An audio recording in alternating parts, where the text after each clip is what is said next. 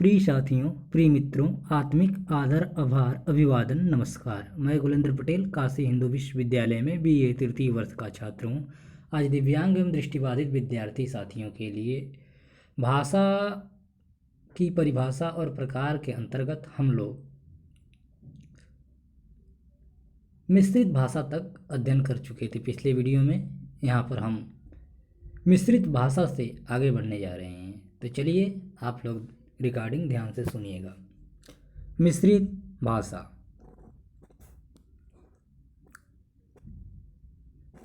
मिश्रित भाषा, इस भाषा के दर्शन प्रायः वहाँ होते हैं जहाँ अनेक भाषा भाषी व्यापारिक अथवा किसी अन्य उद्देश्य से एकत्र होते हैं। यह भाषा विविध भाषाओं के मेल से विकसित होती है। बंदरगाहों अथवा अंतर्राष्ट्रीय महत्व रखने वाली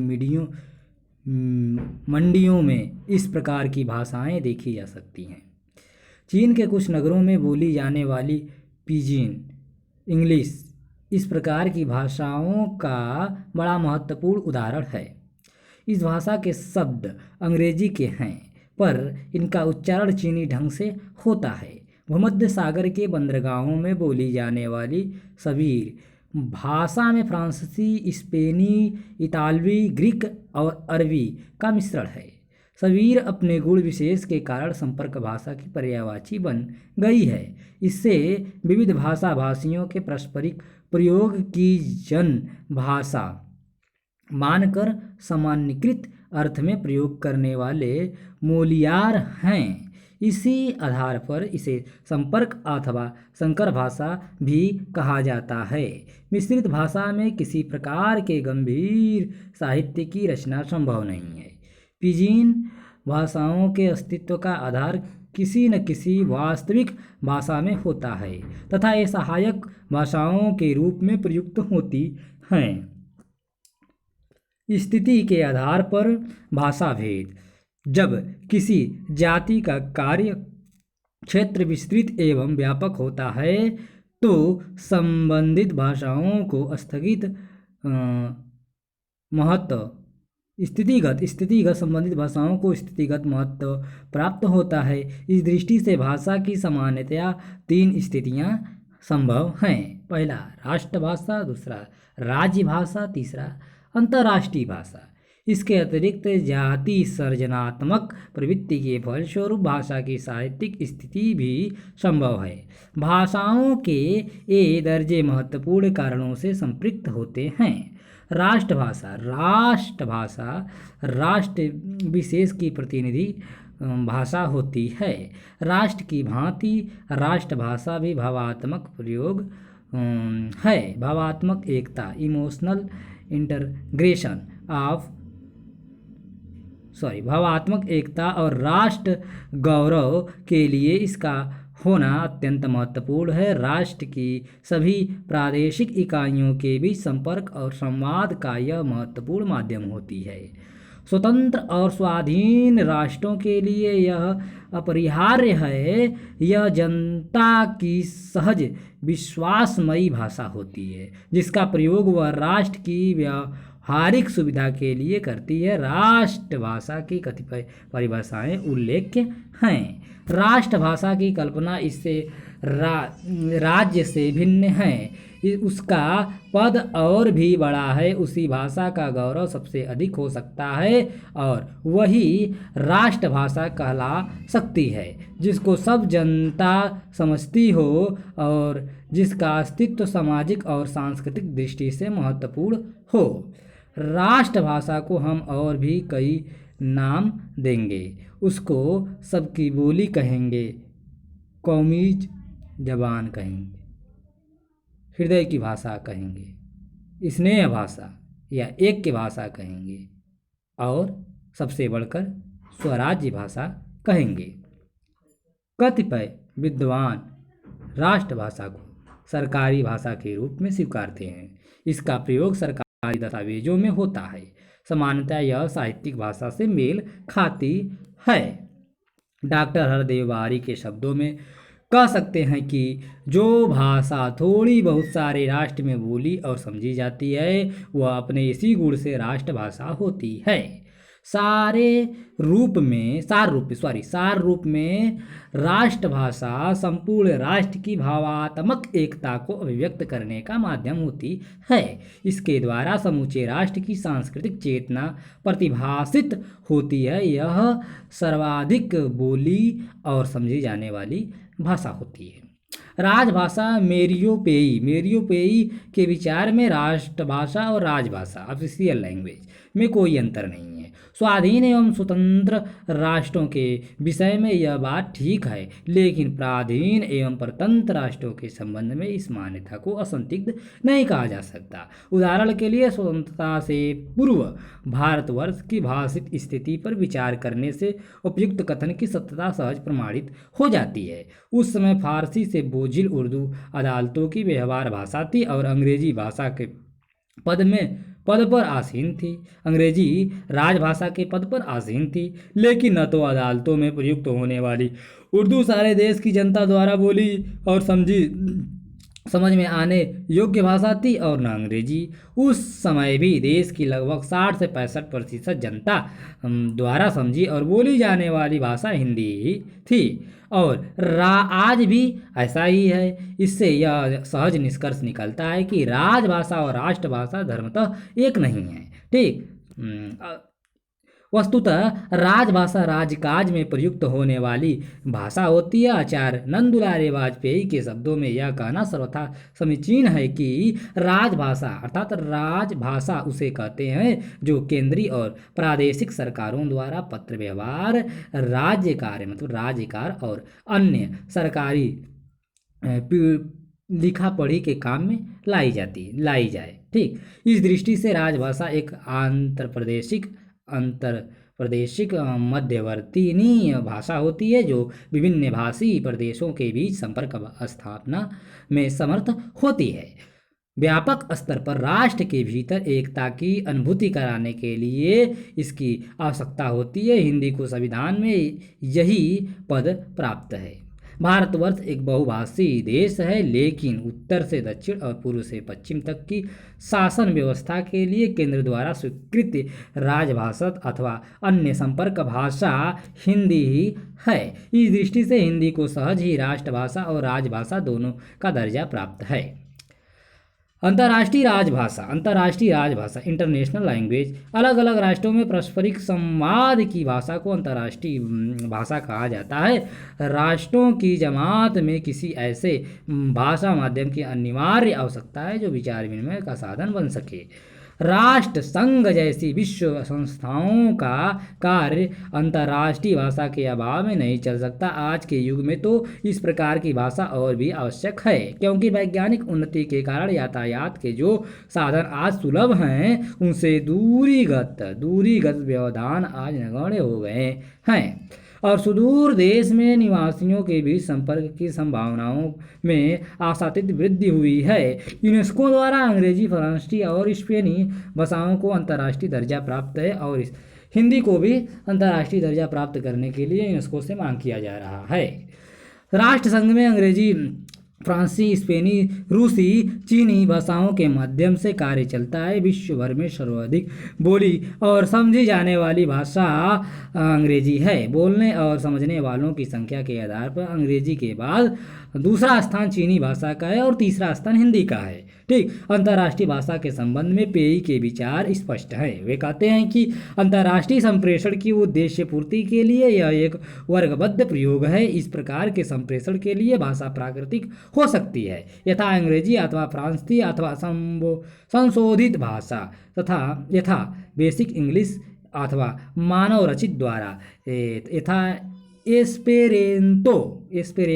ठीक। एक कृत्रिम भाषा है। ठीक। एस्पेरेंतो साहित्यिक भाषा लिटरेरी लैंग्वेज साहित्य के लिए प्रयोग में आने वाली सामरी हुई है। सुसंस्कृत भाषा को साहित्यिक भाषा कहते हैं। इस कथन का सहज अर्थ यह है कि साहित्यिक भाषा जनभाषा की तुलना में कृत्रिम होती है। निरंतर परिमार्जन और परिष्करण की प्रवृत्ति साहित्यिक भाषा का एक महत्वपूर्ण लक्षण है, लेकिन यह उल्लेख्य है कि प्रत्येक साहित्यिक भाषा के मूल में कोई न कोई जनभाषा अवश्य होती है। उसी की चेष्टा साज संवार से साहित्यिक भाषा रूपायित होती है।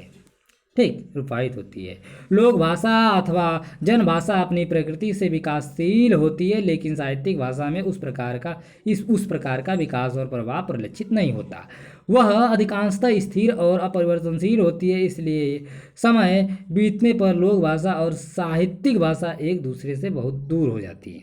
ठीक, मंगल देव शास्त्री एक विद्वान, उनका कहना है कि साहित्यिक भाषा को परिभाषित करते हुए वे कहते हैं वह बहुत स्पष्ट नहीं है। उनकी दृष्टि से साहित्यिक भाषा वह है जिसमें अच्छा खासा साहित्य हो और जिसको मुख्यतया शिक्षित समुदाय या शिष्ट वर्ग ही बोल सकता है। इस मंतव्य पर विचार करने से परिनिष्ठित हिंदी और साहित्यिक हिंदी पर्यायवाची हो जाती है, जबकि ऐसा नहीं है। परिनिष्ठित मतलब स्टैंडर्ड हिंदी सर्वथा व्याकरण सम्मत होती है तथा उसके निश्चित नॉर्म होते हैं, जबकि साहित्य का निर्माण ही तब होता है जब भाषा नॉर्म से हटकर चलती है। साहित्यिक भाषा के शब्दों के प्रयोग और उसके अर्थ चमत्कारपूर्ण होते हैं। संस्कृत काव्यशास्त्र में इसी आधार पर काव्य भाषा अर्थात साहित्यिक भाषा को वार्ता की भाषा से भिन्न बताया गया है।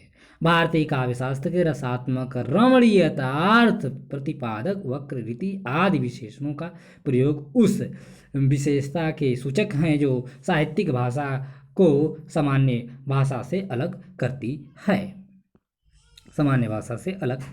है। ठीक, अब हम लोग आ चुके हैं भारत और भाषा विज्ञान। ठीक, यह कहने की आवश्यकता नहीं है कि 2 सहस्त्र शताब्दियों से भी अधिक प्राचीन भारतीय भाषा विज्ञान से ही आज के पश्चिमी जगत के आधुनिक भाषा विज्ञान का सूत्रपात हुआ है। ठीक, एमन्यू के पुस्तक से हम लोग रिकॉर्डिंग कर रहे हैं। ठीक, यह कहने की आवश्यकता नहीं है कि 2 सहस्त्राब्दियों से भी अधिक प्राचीन भारतीय भाषा विज्ञान से ही आज के पश्चिमी जगत के आधुनिक भाषा विज्ञान का सूत्रपात हुआ है, अतः उसके ऐतिहासिक विकास का पर्यवेक्षण संभवतः उपयोगी सिद्ध हो सकता है। उत्तर पश्चिमी भारत के वैदिक लोगों का धर्म वैदिक संहिता ग्रंथों पर आधारित था, जो परंपरानुसार साक्षात्कृत माने जाते रहे हैं। संसार के अन्य धर्म के लोग भी अपने धर्म ग्रंथों को भी इसी प्रकार समझते हैं, परंतु वैदिक लोगों के लिए वेदों के संहिता अर्थात ग्रंथ रूप की अपेक्षा उसके वाक रूप उच्चरित भाषा का रूप सर्वाधिक महत्वपूर्ण था। अतः संहिताओं के उच्चरित रूप को यथावत सुरक्षित रखना उनका प्रधान कर्तव्य था। वैदिक संहिताओं तथा उनके विषय में युक्त मान्यता के विकास के विविध सोपानों के विषय में संप्रति कुछ भी नहीं कहा जा सकता, परंतु यह निश्चित है कि इतिहास में एक ऐसा समय आया जब कि समानांतर भाषाओं में घटित होने वाले परिवर्तनों से वेदों को यथावत सुरक्षित रखने के लिए विशेषतः प्रयास करने पड़े। वैदिक मनुष्यों ने अपनी भाषा को यथावत सुरक्षित रखने के लिए जो वैज्ञानिक प्रयास किए, वैसे प्रयास अन्यत्र कहीं नहीं हुए। इसका मूल कारण यही था कि वैदिक धर्म में शब्द अर्थात वेदों का सर्वाधिक महत्व था। वैदिक संहिताओं पर आधारित समस्त कार्यानुष्ठानों के नियामक ये साक्षात्कृत शब्द ही थे, क्योंकि वैदिक आर्य सुप्रयुक्त अर्थात सम्यक उच्चरित शब्द में मनोवांछित फल और दुरुक्त शब्द में दुष्परिणाम प्रदान करने की शक्ति मानते थे। अतः भाषा में क्रमशः घटित होते रहने वाले निरंतर परिवर्तनों के विपरीत वैदिक भाषा को यथावत सुरक्षित कैसे रखा जाए, यही उसके लिए मूल प्रश्न था। ऐसी समस्या का सामना संसार के अन्य लोगों ने भी किया है, परंतु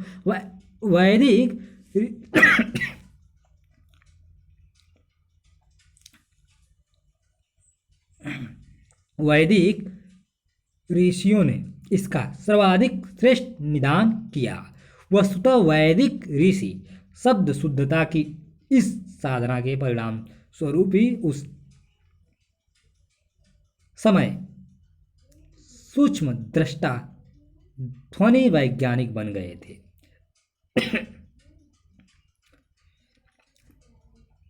जबकि संसार के अन्य सभी लोग या तो इस दिशा में कुछ भी नहीं जानते थे या कुछ भ्रामक कल्पनाओं में उलझे हुए थे।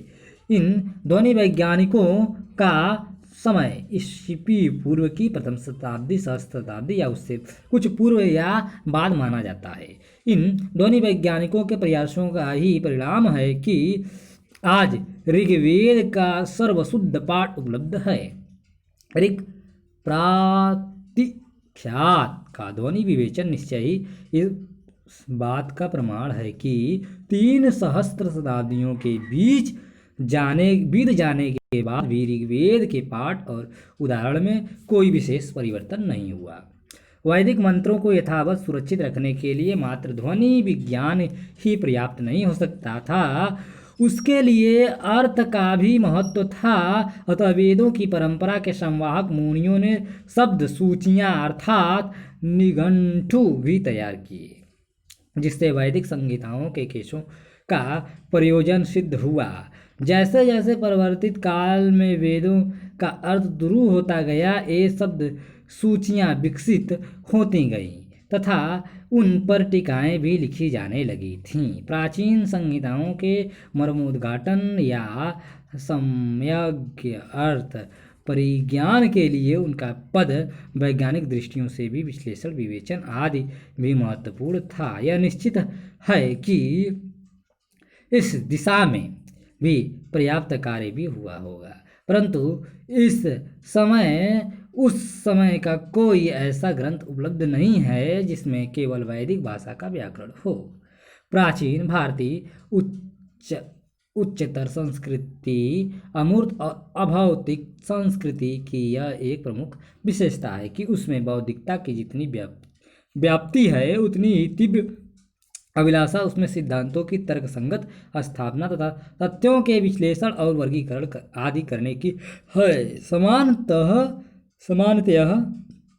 इस बात की ओर संकेत किया जाता है कि हिंदू आध्यात्मिक होते हैं, अर्थात उनके सम्मुख सर्वाधिक मौलिक प्रश्न आत्मा और शेष सृष्टि के साथ उसके संबंध के विषय में है तथा उसका तत्व दर्शन मोक्ष या मुक्ति का एक ऐसा साधन है जिससे उसकी आत्मा सांसारिक बंधनों से मुक्त हो, व्यापक आध्यात्मिक तत्व ब्रह्म के साथ एकत्व प्राप्त कर ले। यहाँ इस बात को बलपूर्वक कहा जाना चाहिए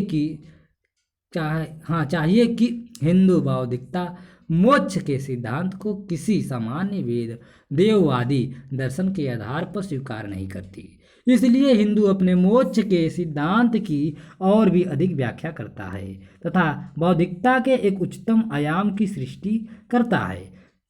वस्तुतः हिंदू मोक्ष दृष्टि विशुद्ध बौद्धिक धरातल पर आधारित है, इसलिए मोक्ष की रहस्यात्मक स्थिति अनुभव को बौद्धिकता के उच्चतर स्तर के रूप में स्वीकार किया गया, क्योंकि दार्शनिकों में सैद्धांतिक मतभेद होता ही है। अतः हिंदू चिंतन में भी इस प्रकार एक ही दार्शनिक प्रश्न पर अनेक अभिमत विकसित हुए हैं। वस्तुतः भारत में अद्वैतवाद, विशिष्टाद्वैतवाद, अनेकात्मक, नास्तिक, आस्तिक सभी दर्शनों का अंतर मूलतः आत्मा के प्रश्न से संबंध है।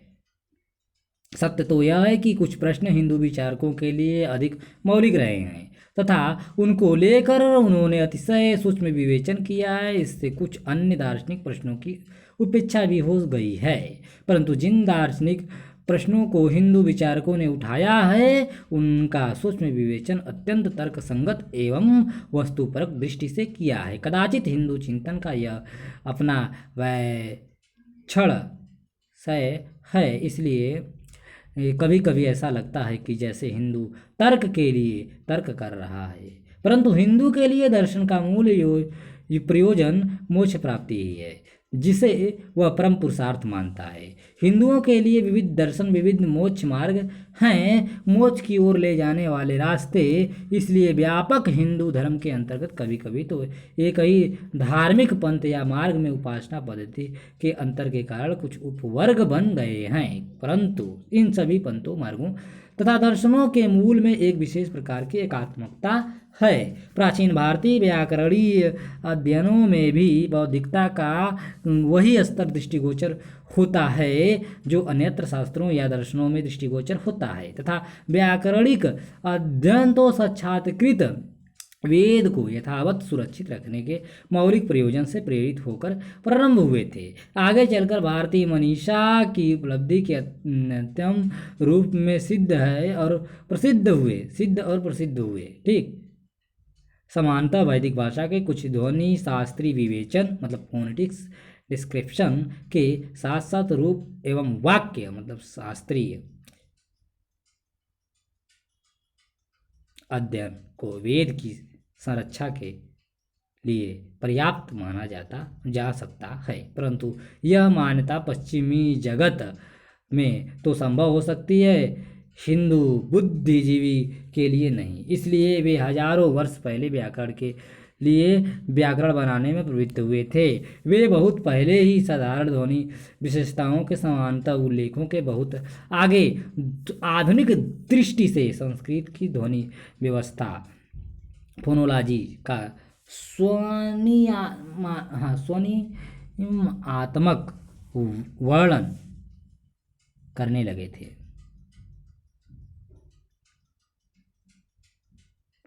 क्योंकि उनको अपनी भाषा की संरचना आधुनिक अर्थ में की संरक्षा ही अभिष्ट और उद्दिष्ट थी।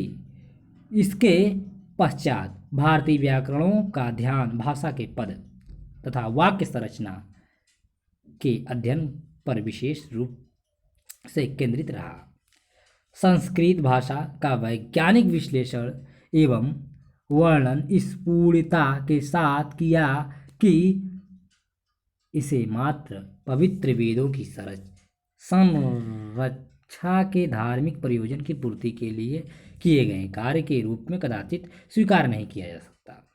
कुछ लोग ऐसा मानते हैं कि हिंदू व्याकरणों द्वारा रचित समस्त व्याकरणों में सर्वश्रेष्ठ पाणिनि का व्याकरण इतना उत्तम था कि उसके कारण केवल वैदिक भाषा के सभी पूर्ववर्ती व्याकरण ग्रंथों का प्रचलन समाप्त हो गया और अंततः उनका लोप हो गया, तथा अब ऐसे कुछ ध्वनि शास्त्रीय ग्रंथ एवं कोश आदि ही बचे हुए हैं जिनमें केवल वैदिक भाषा का विवेचन हुआ है। परंतु विद्वानों की इस मान्यता के विषय में शंका करना ही उचित होगा। वस्तुतः पाणिनि के समय में ही विज्ञान मतलब धार्मिकता के मुक्त और स्वतंत्र हो गया था, तथा जैसा कि पहले कहा जा चुका है उसका व्याकरण के लिए लिखा गया था। उसमें धार्मिकता का कोई विशेष आशय दृष्टिगोचर नहीं होता। साथ ही पाणिनि के व्याकरण में वैदिक भाषा का वर्णन भी सप्रसंगोपात के रूप में ही हुआ है। ऐसा लगता है कि जैसे पाणिनि का मूल उद्देश्य किसी धार्मिकता के आग्रह से वैदिक भाषा का वर्णन करना ही नहीं, वह और भी कुछ कहना चाहता था। वह संस्कृत भाषा के उस मानक रूप का वर्णन करना चाहता था जो आगे एक सर्वसामान्य भाषा में आदर्श रूप में प्रतिष्ठित हो सके। पाणिनि के पश्चात ही संस्कृत भाषा न केवल भारत की एक सर्वसामान्य राजभाषा सिद्ध हुई थी, वरन वह समूचे एशिया में एक अंतर्देशीय भाषा के रूप में प्रसिद्ध और प्रतिष्ठित थी। वास्तव में अभी तक यह एक उलझी हुई समस्या ही है, क्योंकि पाणिनि ने स्वयं अपने व्याकरण शास्त्र के विषय में कुछ भी नहीं कहा है। ऐसी स्थिति में यह भी सत्य हो सकता है कि जिस भाषा का रूप वर्णन पाणिनि ने कर दिया वही उसके कारण भारत की एक सामान्य साहित्यिक भाषा सिद्ध हो गई। यहाँ इस समस्या के विषय में विशेष कुछ और कहने की आवश्यकता नहीं है, परंतु इस बात का उल्लेख किया जा सकता है कि लैटिन और ग्रीक दोनों ही भाषाओं की दीर्घजीवी साहित्यिक परंपरा रही है। यद्यपि आधुनिक तथा प्राचीन भारतीय दृष्टियों से उनके अच्छे व्याकरण नहीं थे तथा परवर्ती काल में ग्रीक तथा लैटिन की अच्छी साहित्यिक कृतियों के आदर्शों का समानतः अनुकरण भी हुआ है, जिसके परिणाम स्वरूप कभी अच्छे हुए हैं और कभी बुरे जिसके परिणाम कभी अच्छे हुए हैं कभी बुरे।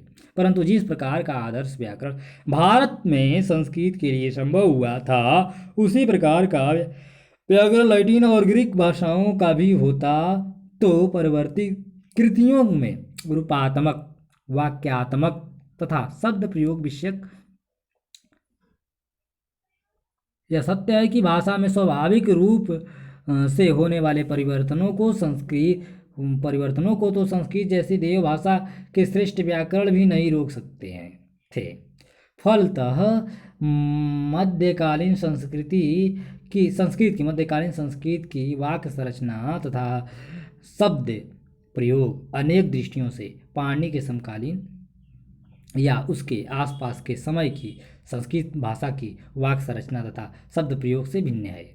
पाणिनि के नियंत्रण के बावजूद भी समय के साथ साथ विकसित होती गई तथा उसके विकास के भी वैसे ही कालखंड संस्कृत भाषा है जैसे लैटिन भाषा के विकास के हैं। पाणिनि के व्याकरण लेखन का संदर्भ कुछ भी क्यों न रहा हो, वह निश्चय ही एक ऐसा उलझा हुआ प्रश्न है जिसके विषय में अंतिम रूप से कुछ भी नहीं कहा जा सकता। परंतु यह सत्य है कि पाणिनि के व्याकरण में अपने विषय की परिपूर्णता तथा व्याप्ति कुछ ऐसी ही है कि उसको देखकर मानना पड़ता है कि उसका लेखक भारतीय मनुष्यों के उस समूह का है जिसमें अपने विवेच्य विषय के मान्य प्राविधिक सिद्धांतों के अनुरूप सूक्ष्मतम विश्लेषण करने के उच्चतम हिंदू बुद्धिजीवी के सभी लक्षण स्पष्टता और पूर्णतः परिलक्षित होते हैं। उच्च हिंदू संस्कृति का दूसरा पहलू और भी है जिसके कारण उनके व्याकरणिक अध्ययन एक प्रकार की सर्वश्रेष्ठता पा सके हैं।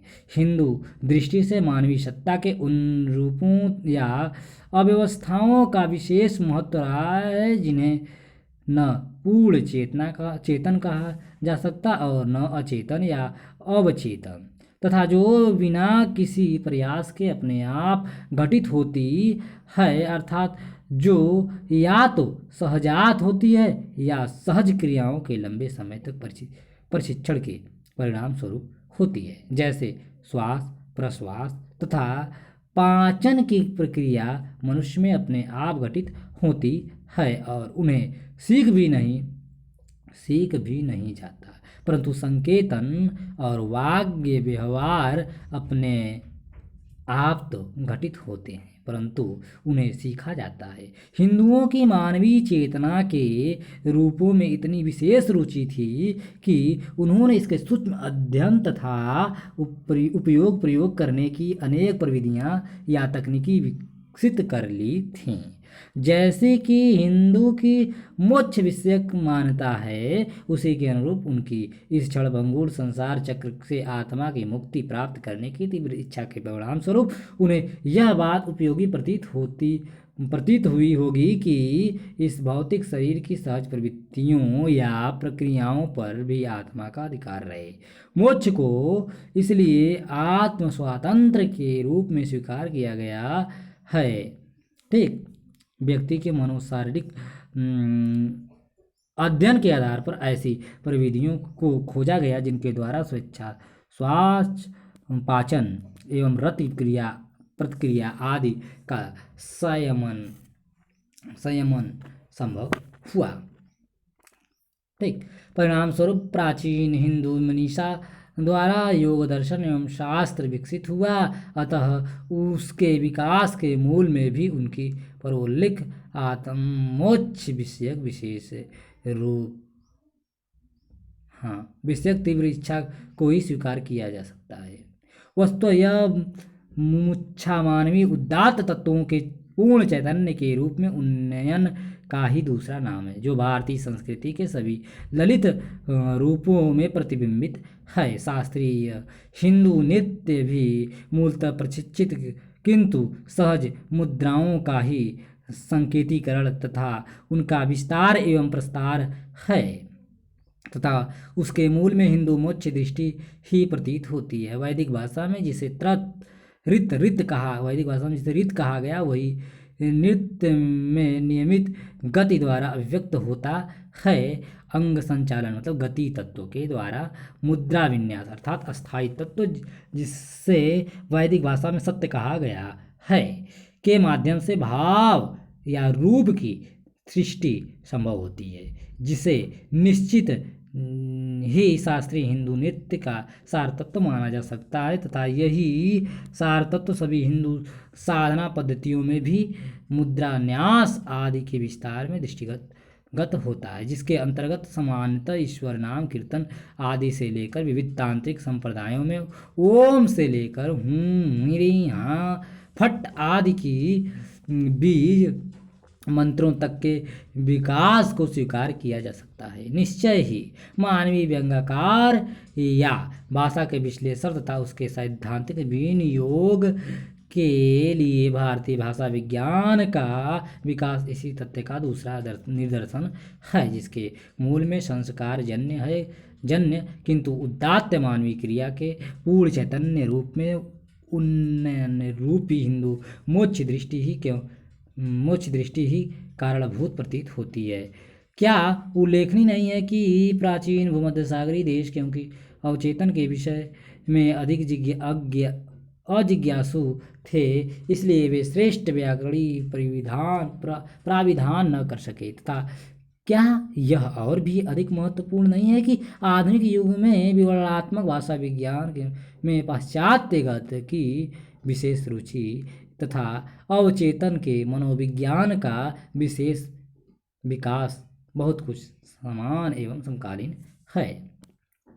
हिंदू व्याकरण शास्त्र के लिए अब तक हमने श्रेष्ठ एवं सर्वांगीण शब्दों का प्रयोग किया, यद्यपि कुछ अन्य पश्चात विद्वानों ने उसके लिए और भी प्रशंसात्मक शब्द कहे। उदाहरण लियोनार्ड ब्लूफील्ड के लैंग्वेज नामक पत्रिका के खंड 5 पृष्ठ संख्या 267 से लेकर 276 में दृष्टव्य है, किंतु भारतीय भाषा विज्ञान के समुचित मूल्यांकन के लिए उसका स्पष्ट व्याख्यात्मक विवेचन आवश्यक है। किसी भी वस्तु या तथ्य राशि का वही विवरण वैज्ञानिक विवरण कहला सकता है जो वर्ण वस्तु या तथ्य राशि में संभव सभी सामान्यताओं का पता लगाने का प्रयास करता है, उन सामान्यताओं को कुछ वर्गों में संयोजित करता है तथा इन वर्गों को पुनः तब तक अधिक व्यापक समावेशक वर्गों में संयोजित करता जाता है जब तक कि वर्गों के अत्यंत समावेशक वर्ग सिद्ध नहीं हो जाते। वर्ण वस्तु या तथ्य राशि में पर्याप्त समानताओं तथा आंशिक समानताओं को खोजने की प्रविधि के विषय में यहाँ चर्चा करना आवश्यक प्रतीत नहीं होता और न ही यह कहने की आवश्यकता है कि वैज्ञानिक विवरण सदा वर्ण विषय वस्तु की यथावत्ता तथा समग्रता का होता है तथा उसके अध्ययन की इकाइयाँ उसके विषय में प्राविधान दोनों ही निर्दोष स्पष्ट एवं लघु होते हैं, क्योंकि वैज्ञानिक अध्ययन का विवरण की उक्त प्रतिज्ञाएं वैज्ञानिकों के भी शताब्दियों से ज्ञात है। हाँ, यद्यपि वैज्ञानिक विवरण के अन्य सिद्धांतों के विषय में भाषा विज्ञान के पंडित कुछ दशाब्दी से ही अधिक सचेत हैं तथा भाषाओं के वैज्ञानिक विवरणात्मक अध्ययनों में क्रमशः उत्तरोत्तर उनका आधार स्वीकार किया जा रहा है, परंतु पाणिनि द्वारा किया गया संस्कृत भाषा का विवरण वैज्ञानिक विवरण के सभी सिद्धांतों के विनियोग का एक ऐसा आदर्श उदाहरण है जिस उससे सीखा जा सकता है कि भाषाओं का वैज्ञानिक विवरण कैसे किया जाना चाहिए तथा पाश्चात्य भाषा विज्ञान में वाक्य विश्लेषण तथा विवरण के अपवाद के साथ अन्य सभी क्षेत्रों में वह पाणिनि द्वारा किया गया भाषा विवरण निश्चय ही अब तक का एक ऐसा आदर्श है जिससे श्रेष्ठतम नहीं बनाया जा सकता। वस्तुतः पाणिनि के व्याकरण में वाक्य को छोड़कर अन्य सभी स्तर वर्ण और पदों के स्तर पर संस्कृत भाषा में पर्याप्त सभी समानताओं को वस्तुपरक विश्लेषण के आधार पर अलग अलग किया गया है। उन्हें वर्गों में विभाजित किया गया है तथा वर्गों को इस प्रकार व्यापक समावेशक वर्गों में विभाजित किया गया है कि उससे भाषा का सारा विवरण अल्पतम वर्गों तथा उपवर्गों द्वारा संभव हो जाता है। वस्तुतः ग्रीक तथा लैटिन भाषियों ने अपनी भाषाओं के सर्वांगीण विश्लेषण का ऐसा कोई प्रयास नहीं किया था। वे अपनी भाषाओं के ऐसे विश्लेषण तथा विवरण से संतुष्ट थे जिससे आज का भाषा वैज्ञानिक अतात्विक विश्लेषण पर आधारित भाषिक कोटिकरण या वर्गीकरण ही मानेगा। तथा यदि पाणिनि ने भी ग्रीकी तथा लैटिन भाषाओं के व्याकरणों को देखा होता तो उसे भी वे इसी प्रकार प्रतीत होती। उदाहरण लैटिन के 4 प्रकार के क्रियाओं रूपों के विवेचन को लिया जा सकता है जिसमें क्रियाओं के धातुओं रूपों रूट्स मूल प्रत्ययों स्टेम सफिक्स तथा विकारी प्रत्ययों के अन्वेषण का कोई विशेष प्रयास नहीं किया गया है तथा विविध क्रिया रूपों में प्राप्त ऐसे सादृश्यों की ओर भी कम ही ध्यान दिया गया है जिनका विधान किया जा सकता था। निश्चय ही हिंदुओं द्वारा किए गए संस्कृत भाषा के ध्वनि वैज्ञानिक स्वनिमात्मक संधियों के विश्लेषण की तुलना के मूल और मध्यकालीन ग्रीक तथा लैटिन भाषाओं की ध्वनि व्यवस्था का विवेचन परिपक्व तथा भ्रामक कहा जाएगा। संस्कृत तथा ग्रीक एवं लैटिन भाषाओं के व्याकरणों के उक्त अंतर का एक परिणाम यह है कि अनेक बार हमें कल्पना ही करनी पड़ती है कि ग्रीक और लैटिन प्राचीन अथवा मध्यकाल में किस प्रकार उच्चारित की जाती थी जबकि पाणिनि के समय में संस्कृत भाषा किस प्रकार उच्चारित होती थी। इसके विषय में निश्चित प्रमाणिक जानकारी हमारे पास है। यह बात केवल शब्दों के विषय में ही सत्य नहीं है। भारतीय ऋषियों की दृष्टि वाक्य रूप में उच्चारित वाक्य व्यापार पर थी, अतः उन्होंने वाक्य में होने वाले सभी ध्वनि विकारों का भी विवरण दिया है। तो प्यारे साथियों, आपको यह मतलब रिकॉर्डिंग थोड़ा बोरिंग लगेगा क्योंकि हम भी पहली बार पढ़ रहे हैं तो मुझे भी बोरिंग लग रहा है, तो आप लोगों को भी निश्चित तौर पर लगेगा। वस्तुतः संस्कृत भाषा संग्रथी वाक्यों के रूप में ही लिखी जाती है। दूसरे शब्दों में संस्कृत की लेखन व्यवस्था के अनुसार वाक्य के शब्दों को पृथकतः नहीं लिखा जाता क्योंकि हिंदू दृष्टि में उक्ति या वाक्य मूलतः वाक्यात्मक है, मात्र अलग अलग शब्दों की श्रृंखला के रूप में भाषा की कल्पना जैसी कि रोमन विचारकों ने की थी तथा आज तक पश्चिम में यही दृष्टिकोण अधिक प्रचलित है। भारतीय भाषा दर्शन में स्वीकार्य नहीं है। इस दृष्टि से ग्रीक विचारकों का भाषा दर्शन कुछ भिन्न प्रतीत होता है। जैसा कि ग्रीक भाषा के वाक्यों में सूर अंकन की व्यवस्था से प्रमाणित होता है, परंतु ग्रीक भाषा के सूर अंकन से वैदिक संहिताओं के सूर अंकन की व्यवस्था निश्चित ही श्रेष्ठ कही जाएगी। रूपीम या रूप विज्ञान के क्षेत्र में तो भारतीय भाषा विज्ञान की उपलब्धियां कुछ इस प्रकार की हैं कि पश्चिम में अभी कुछ ही शताब्दियों से उनसे हो ले सकने की स्थिति हो पाई है, परंतु फिर भी संस्कृत के भाषा वैज्ञानिक विवरण से श्रेष्ठ किसी अन्य भाषा वैज्ञानिक विवरण अभी तक संभव नहीं हो सका।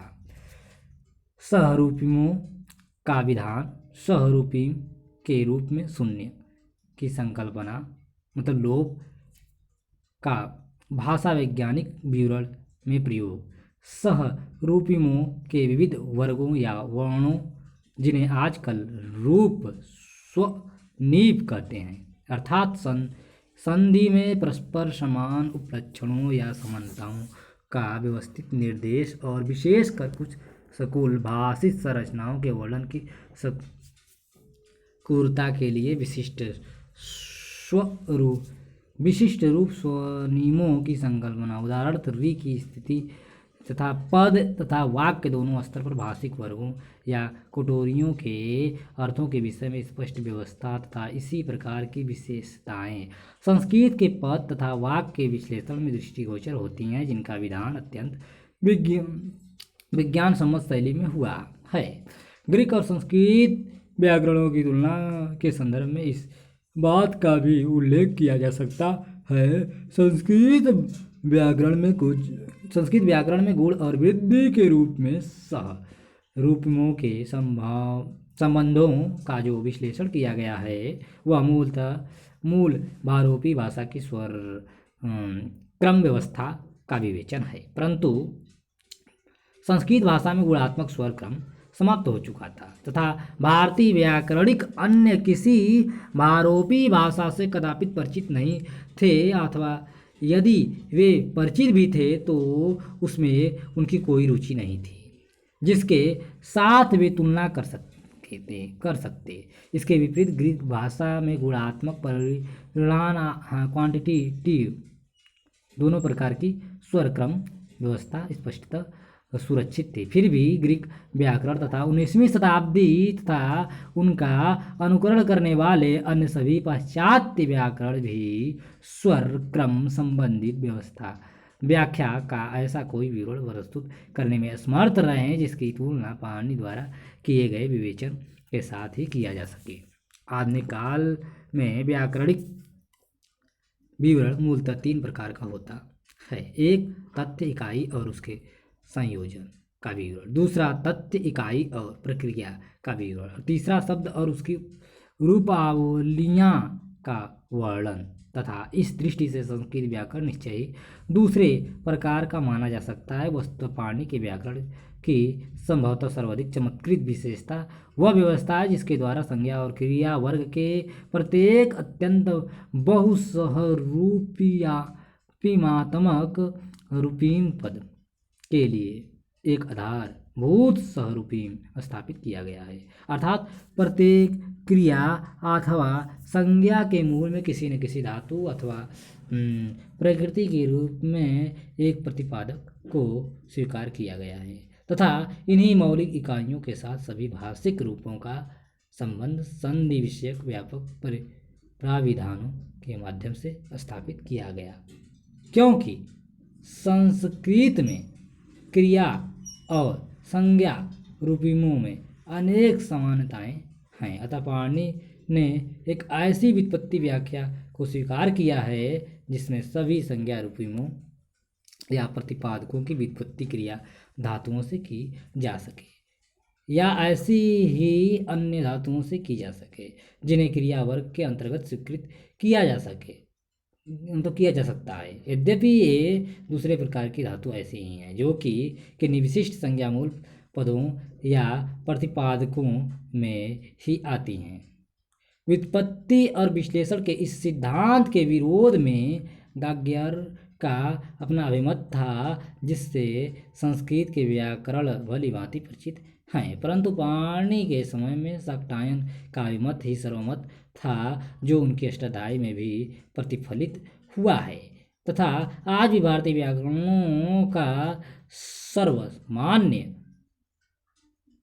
सिद्धांत है।